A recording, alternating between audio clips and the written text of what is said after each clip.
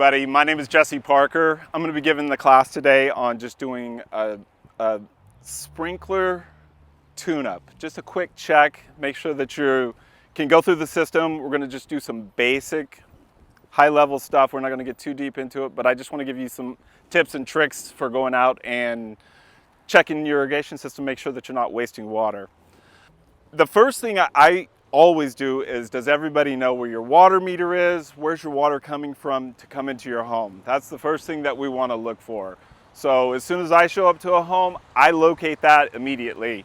Where does it come into the house? Where's the shutoff to the house?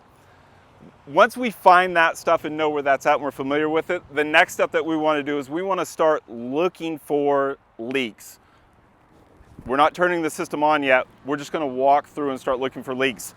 One of the most common places that we see leaks are in valves. So the point of connection where it comes into the home will actually have leaks here. This is one that we pulled out. It was actually leaking around. Other place on these guys, this is called a gate valve. This gate valve, very common for the rubber to fill inside of this and cause a leak.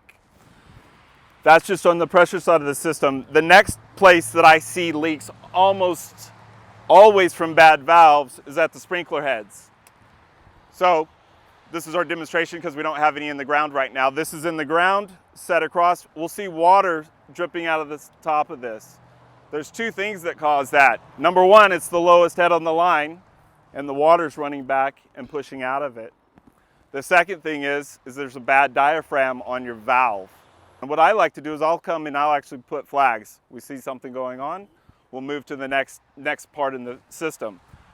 For your drip system, this one's usually harder because it's covered up with mulch. So we always want to go to the lowest spots on our property. Do you know where that's on your property? Yeah. So we'll go to that lowest spot and just see, is there any moisture around that area? Look for moss, mildew, anything that would indicate that there's water there. One of the first things we'll see on valves, this is an example of a valve. Does anybody have valves like this? Yeah. Okay, so this is an anti-siphon valve. There's only pressure on this side of the valve. Until that thing turns on, there's no water flowing through the front of it. Most of the time, if it's off, we'll see a leak at this point of connection here. That's where we want to look. The other place to look is down at the bottom of the pipe. The soil will tell us all the time where the moisture's at. It's a nice little cheat. Does anybody have valves that are like this? Nobody here? These are typically in the ground. So they're actually buried below in a box. We have to open that box up. Like we've done here, when we installed this, all these valves are inside of this box and we have to visually look down and see what's going on there. The next thing is, after we check all these locations, we want to see if we have any water. If that's clear, then the next step is we want to start turning the stations on. There's two ways to turn stations on. We can do it at our controller, or we can do it at the valve itself. Whichever one you're most comfortable with is probably the best one to tackle it. The major source of leaks that you're going to find in your irrigation system is going to be your sprinkler heads and the risers. All right. Riser, it's this component here. What's interesting is that this will be connected into the ground, but guess what happens when this thing's rigid and it gets hit by the lawnmower a bunch of times? Very common to see a break here. What's nice about this riser here is this is called a cutoff riser. So you'll see them different sizes, they can be different heights to adjust the heights in your sprinkler system. Most of the professional installations that you're seeing nowadays use this type of riser system, which is called a funny pipe. This is connected to the PVC, comes in, feeds this. What's nice about this is then we can actually swing this up, get our heights up and down. Very, very rarely does it fail in this spot, in this setup. The next place that we'll see failures. Has anybody ever taken a sprinkler head apart? All right, so there's a couple components, body, and then the spring assembly. See that little white part there, that's yellow, you see that? It's called a wiper seal. When that sprinkler head comes up, the water pushes through this to come out of the top. This fails. This is probably the most common failure I see on a sprinkler head is that wiper seal, other than the riser being broke. So a little trick. I like to show people, see how I just did this? What if that's still in the ground and I just took this out right here, and then I take a new one out of this, and I can just replace the insides and drop that right back in. Oh no. Got to be the same manufacturer, but that trick works every manufacturer you can do that on. So as long as you have the same assembly on top, you can fit that thing right in there. Right, so when we're going to a store, a lot of times you'll go to Home Depot and they're not gonna have the stuff you need. Luckily, you live in Citrus Heights and you have lots of stuff around you. There's actually a really nice little spot that's right over off of Manzanita and Auburn there that they can help you. Just bring that piece in to them. They'll help you get what you need, the right part. These are the ones that cause the most issues, I'll tell you that. Is the sprinkler heads are definitely where we're losing a lot of water. You're using a lot of water for a couple of reasons. Number one, it's not pressure regulated. These sprinkler heads are designed to operate at 30 PSI. If you're not regulating that pressure and it's coming out, it's actually misting out and you're losing a lot of it. That's probably the biggest water waster with your irrigation sprinkler heads that there is. I'll tell you one little thing, just having that sprinkler head not standing up straight seems like a minor deal. It's a pet peeve. I yell at guys all the time, set the head straight. It's critical to have that thing operating, throwing the distances that we need it to throw, and being at the right level, whatever that distance is. So it works off of a trajectory. So that trajectory changes depending on what the spray pattern is, so how far it's shooting out. If you have your sprinkler head kicked off, it messes up the pattern, and it creates problems underneath, typically right next to the head. If you have those spots that are dry, you can't get enough water there. This little trick right here, if you have this type of shovel, it's the best. You can use any shovel.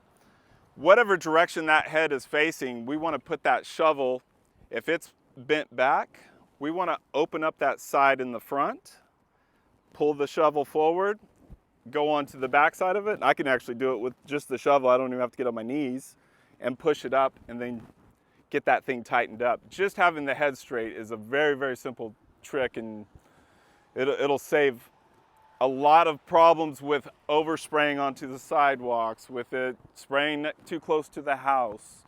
We can solve a lot of issues just by straightening the heads up. Drip irrigation. Checking that is a little bit more time intensive. So what we want to look for when we're coming to a drip irrigation, depending on the system that you have, we want to look, do you have point source emitters? Which one of these is a drip, right? These are all drip systems, every one of these. Which one of these is the right one? This is actually a very interesting product in that it actually uses a nozzle similar to a spray head, but it works in a square pattern. This is the biggest thing to understand with drip. I don't care which type of emitter you have. So you can see all these different types that we have here. Keep them the same.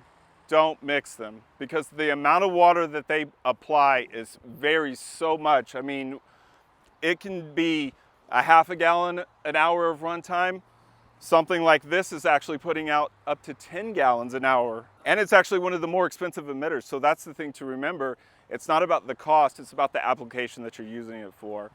Every manufacturer will have a product list that will tell you, at this pressure, it's going to be putting out this much water. We've gotten to the point now in our company that we don't put anything in unless it's pressure compensating at the point of emission, which means that this is where it's pressure regulating. This is the place where it's pressure regulating. This is the place where it's pressure regulating. That way we know we have a balanced system. We can actually do the math that we need to do. Because guess what the number one question I get in irrigation? How long do I run my controller for? What time do I put in my controller? How many days do I do it? How many starts do I do it? You know what my answer is every single time? Depends. Thank you. It depends. What's your application rate? What's the pressure that the system's operating at? So we want to have these cookie cutters to be able to tell you this is the way you do it every single time. If there was a cookie cutter, I promise you I would not be here. I would be on a beach with a nice fruity drink in my hand because I would be rich. Because it doesn't exist. And that's the biggest thing to understand is understand what you have. We do not mix emitters because if we keep it consistent, we know they're all doing the same thing throughout the system. That allows us to be able to figure out what our time that we want to put in the controller is based on what we're using. We use multiple emitters. We always use more than one, so we always put 2 to a plant no matter what the size is. I would say my biggest issue with point source is that it's not a set it and forget it. That means it needs to be moved. Where is the root system of this plant now? And we planted this, what was it, 2 years ago? About 2 years ago now. Little tiny plant. Where does that root system extend to? Extends all the way out and around. When we first put it in, this plant was only this big. We had 2 little emitters going here to the side. What happens over time is that root system pushes out. Now we just have water going to little tiny spots next to the edge of it. So with a tree, for example, we've put up to six plus emitters on a tree, and we'll stagger them out. So we're not just watering around the base of the plant, we're actually watering the root zone of the plant. So this nozzle is unique. And I have tools here that do different things. Each one are specific. This tool goes with that nozzle. And that's all it does. What's unique about this particular product, I'm a big fan of it. I always equate it was like going from a carbureted engine to fuel injection. The same thing, same amount of gas was doing how many more miles were we getting? Same thing with this. How much water were we using, but we were getting so much better efficiency with it. This product has a double pop feature. That means that top portion comes out. We were talking about trajectory earlier, about that head standing up and being upright. If you look at that, see how that head is? Is that the one that you have? Yep, definitely in various colors. Various colors? Okay, so each one of those lines is throwing a different trajectory. So it's throwing right up against it, medium, and out further. They are finicky because it's a double pop. So you have a pop-up that happens within the sprinkler head itself, and then you have another pop here. The filter matters on these. So having the correct filter and getting them cleaned. That's probably the biggest issue I see, is that we'll get debris in it for whatever reason. There was a repair done on the system. There was a repair done on the water district side even. We've seen that. You know, they make repairs, stuff will get into the system, and it'll be in the sprinkler nozzle. That screen will get plugged up and it'll affect how it operates. Just remember, with a moisture meter, the best moisture meter you have is this. A screwdriver, open it up, and check the soil that way. We actually like to pull core samples. I didn't bring it, it's in the van, I apologize. But we actually like to take a little plug of soil, just because it'll give us a better reading of what the profile of the soil is and how deep it is. Just remember, when you're running your irrigation, it depends on the plant, of course. It depends on your soil. You want it to get into the soil and then actually have an opportunity to get into it. So that's the big problem with just having these 2 different types of nozzles. This applies water at 0.4 inches an hour. This one applies it at 0.5 gallons. So, I mean, it's that big of a difference. So just by having these 2 together, you're gonna have a huge difference in them. So the moisture meter, they work, but you gotta check them. Get outside and get a feeling of it. So different areas are gonna have different water requirements though. And I don't necessarily need to see moisture on the surface. If you don't have a mulch layer, which you should, if you don't have a good mulch layer, but if you don't, and we have a crusted area on top of the soil, that's okay. What is it down 4, 5, 6 inches. That's where the roots are at. Just that's a big thing to remember. Where are the roots at? They're the ones that are bringing that moisture up and supplying the plant. Most people in our area have a fescue bluegrass blend. Per the people that supply it, it should be mowed at 4 to 6 inches high. That's where it does the best. That's where it retains moisture the best. That's the place that it keeps the weeds down the best.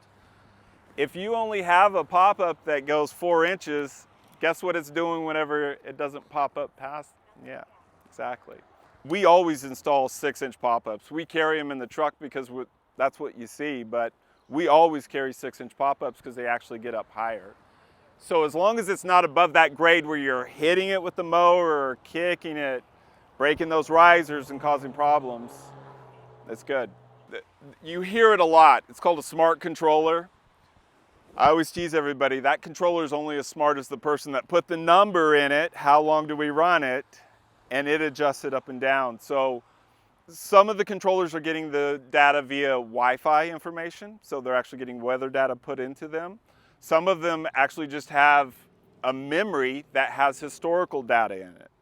So it's basically taking the averages from, you know, the last 30 or 40 years, actually some of them have.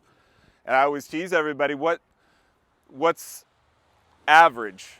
Average means it's wrong 100% of the time, so that we're on either side of it. So that will give us a close thing, but it changes. I don't know how many of you guys remember 70 degrees in February. Pretty unusual. So the nice thing to have is either something that's physically on site that'll adjust that controller up and down. I'm a big proponent of the Wi-Fi based ones. And I was late to the game on them because I work in mostly residential application. I mean, that's the mainstay of what we do. And to get a signal in somebody's garage or outside, it was kind of a headache in the beginning. So I was a little bit slower to adopt it. But I literally got first production runs of the sensors. I mean, they do what most people won't go out and do, which is at least adjust it every month. Those sensors, the one that we commonly use that you could run off of a battery actually is, all it does is take a solar radiation. So like when we got here this morning, there wasn't that intense warm that we're getting now. So as that sun's coming out, it's heating up right now. So that's the solar radiation. And then it takes a temperature reading, and then it will adjust that water budget portion up and down on the controller. So if you are comfortable going out and adjusting that water budget, that's essentially what most of the sensors do. ET is evaporation. Everybody knows what evaporation is, right? Know what evaporation is? Do you know? Okay. Evaporation, so that's what's coming out of the soil. And then transpiration. Now this is the science question. Transpiration, anybody? Right, exactly. So the plants literally have little pores on them that open up and close and will release moisture out of them. So those two numbers together tell us how much water we need to put back. So if you're doing irrigation correctly, you know what the ET number is. The ET is pretty consistent in our area. It's really high in July and August, and it's really low in December and January. And that's the number that we set the controller to run. So with the ET, I know that I need to put 8.06 inches on average in July to just match what ET is. This sprinkler nozzle does an inch every hour. The other one that I showed you, where's my other little guy here? This one only does 0.4. So the exact same thing that we're doing, and it's that big of a gap in them. So we need to know what the precipitation rate is out of a nozzle before we can go, this is how many minutes it needs to run. So you see these beds here. We installed this irrigation system a couple of years ago. This irrigation system is called an emitter line system. So there's an emitter inside of the tubing at a specific interval. And if you'll notice, these are spaced at a specific row spacing. Because of that number that I can get actually gives me a precipitation rate. That precipitation rate then I can use with that 8.06 inches to figure out how long to run it. Wiring. So this is kind of not exactly tune-up stuff, I guess, here today, but wiring's an issue. So if you have to replace a valve, the wires that come off of this, which one goes to which color, which one does what, thank goodness, it doesn't matter. One is going to be a common and one is going to be your power wire. You always have to have a circle. So think about that spot in your controller where it's wired up. It has to go from that common and it has to go from 1, 2, 3, 4, 5 and be a circle. It doesn't matter if the wire changes in between, it's different colors. It just makes it harder to troubleshoot it. All we're trying to do is get a common and then one wire to the other side. So if we have a group of valves, 2 of them will be tied together with one wire, and then the other wires will be their own individual wires. Wiring is that simple, literally. It gets intimidating for no reason. When it gets nicked, cut, converted, and changed over, that's what makes it kind of a challenge to try to troubleshoot it. So there's a little tool called a voltmeter. The best way to check it is to check it that way as opposed to just taking it apart. So as long as you know which wire it is and we want to touch one of those probes to the common, because it's always making the loop, and then to whatever station number it is. When you power it up, it should be between 24 and 26 volts there. If that's good, that means it's not the controller. That's a good thing because that's the expensive part. Now we can go out into the field. Almost always it's the solenoid. So there's a magnet inside the top of this that's activated. That's all that is. It's a little magnet and it moves up and down. There's a piece of rubber that's inside of this that's called a diaphragm. It literally just moves a little tiny bit with a pressure difference and opens and closes it. If it's not getting the correct voltage, it doesn't let that thing move completely, and that'll keep it from turning on.